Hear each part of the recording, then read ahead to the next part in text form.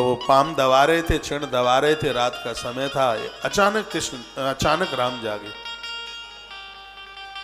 राम ने कहा, लक्ष्मण तू मुझे इतना ऋणी बनाई देता है और मुझे यह लगता है कि जैसे तू मेरे पाम दबा रहा है, कहीं अगली बार मुझे तेरे पाम न दबाने पड़े। लक्ष्मण ने कहा, आप ऐसा क्यों बोलते हैं, अपराध मुझे लगेगा। राम कहते हैं, लखन तुमने ज्यादा सेवा करी है, अब तो मैं कांपता हूं तुम्हारी सेवा को देखते देखते। राम बोले। और एक समय कुछ ऐसी ही घटना घट गई।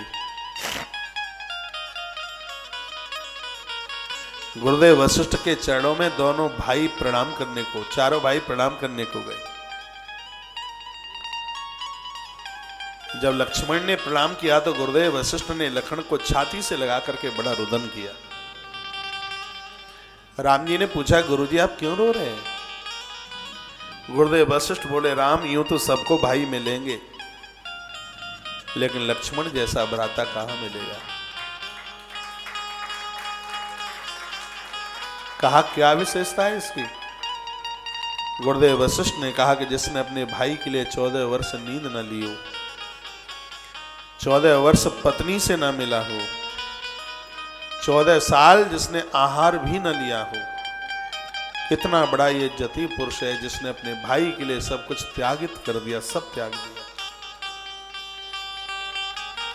राम जी ने कहा, गुरुजी सब बात मानूंगा, लेकिन इसको फल तो मैं 14 साल देता रहा खाने के लिए,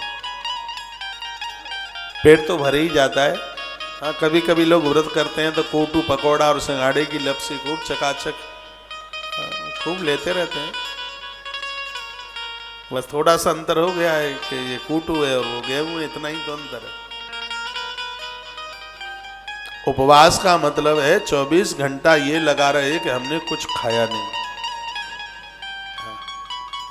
कभी सिंगाड़े की लपसी, कभी कलाकंद, और मुझसे तो इतने नाम भी नहीं आते हैं। तुम्हें तो लगता है ऐसी तो 9 दुर्गा रोजा नहीं आ जाया करें, फिर क्या है। मैंने तुम्हें फल तो दिए खाने को, ये अटक रही है। वीडियो देख लो भाई, अटक रही है।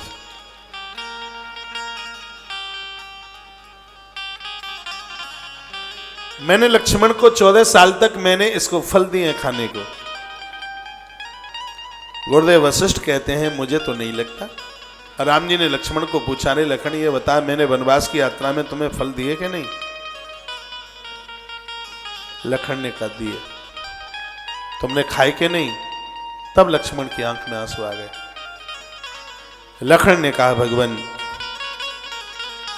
आप मुझे फल देते थे खाने के लिए, मेरे मन ने गवाही नहीं दी, मैंने फल नहीं खाया। कहां गए? आपने मुझे फल दिए, वहीं से मैंने गुरुजी महाराज के चरणों में समर्पित कर दिए। ये तो गुरुजी को पता होगा कि फल कहां गए।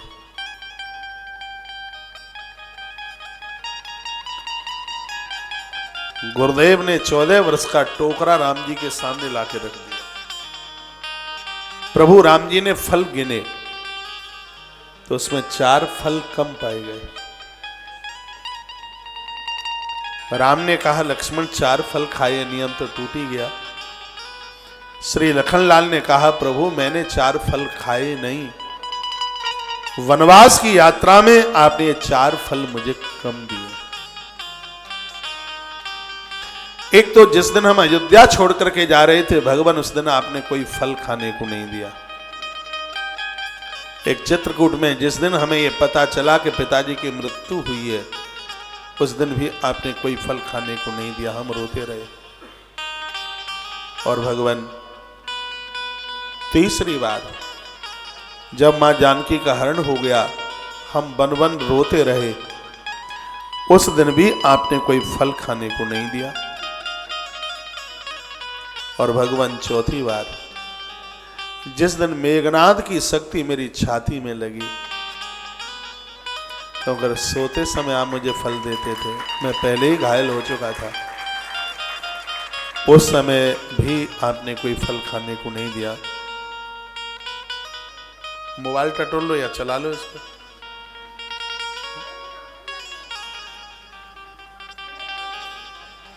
उस दिन भी आपने कोई फल खाने को नहीं दिया।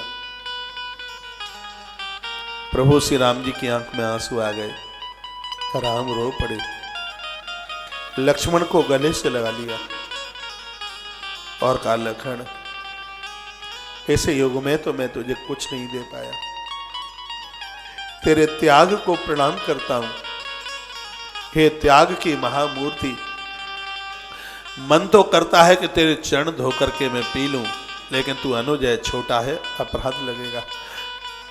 मैं आज गुरुदेव के सन्मुख ये वायदा करता हूं, आने वाले द्वापर में तुम मेरे बड़े भाई बलराम, मैं तुम्हारा छोटा भाई कृष्ण बन करके आऊंगा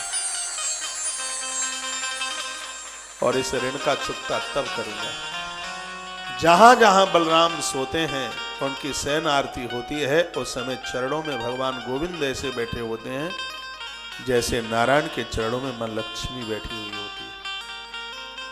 प्रभु राम ने यह कहा था, बलभद्र जहां सोएंगे उनके चरणों में मैं सेवा करता हुआ मिलूंगा। आप बहुत देवताओं को पूजते हो, घर के सर्वोच्च आनंद के लिए बलराम का भी ध्यान आह्वान होता है, बलभद्र का।